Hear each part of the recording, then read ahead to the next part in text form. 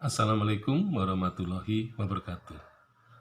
Lingkungan hutan itu seringkali pada masa lampau dipakai sebagai tempat pengasingan atau persembunyian dari suatu kelompok manusia yang mencoba mereka melepaskan diri hubungannya dengan para penguasa pada zaman dulu.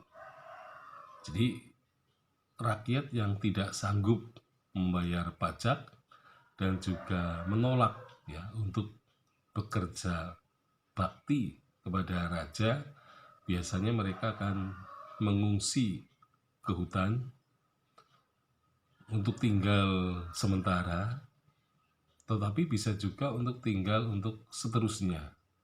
Nah, jadi ketika mereka mengungsi, mereka membuka hutan untuk pemukiman bagi mereka itu.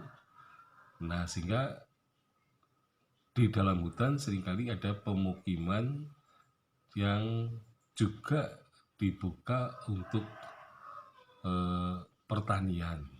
Jadi mereka membuka lahan pertanian untuk mencukupi kebutuhan sehari-hari.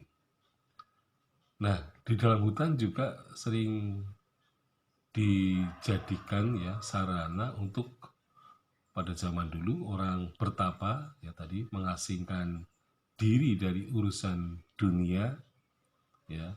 Jadi bertapa di sana itu lebih aman dalam arti orang tidak terganggu oleh hiruk pikuknya kehidupan dunia. Nah, sehingga hutan ini kemudian menjadi pemukiman yang sebenarnya tidak padat ya. Jadi banyak orang yang lari ke sana untuk melakukan persembunyian, jadi membuat tempat-tempat persembunyian dan pengasingan bagi dirinya sendiri atau keluarganya serta teman-temannya. Nah, memang dari situ lama-kelamaan kawasan hutan itu bisa menjadi pemukiman yang bertambah ya. Jadi awal mula terbentuknya desa-desa itu karena adanya orang-orang yang membuka hutan dan kemudian mereka tinggal di situ, dan secara bertahap banyak orang-orang yang kemudian bergabung untuk hidup bersama, sehingga desa-desa di hutan-hutan seringkali bermunculan karena faktor kesamaan mereka tidak ingin mau membayar pajak dan juga tidak mau takluk kepada penguasa. Nah, jadi hutan ini merupakan lingkungan yang sebenarnya tercukupi ya secara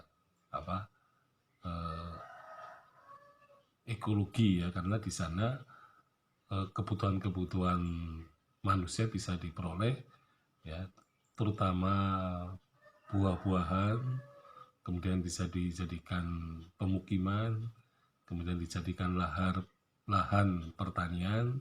Nah, sehingga orang-orang di hutan itu bisa bertahan hidup dan mungkin mereka lebih nyaman daripada kalau tinggal di dekat pusat-pusat kekuasaan.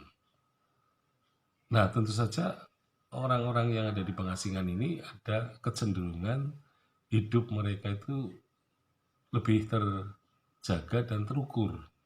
Artinya masyarakatnya atau jumlah penduduknya itu tidaklah besar. Nah, sehingga wabah penyakit itu jarang sekali ya sampai ke tempat pemukiman yang tersembunyi itu. Nah, sehingga dalam sejarah jarang sekali orang-orang yang tinggal di hutan-hutan itu yang terserang wabah penyakit gitu ya.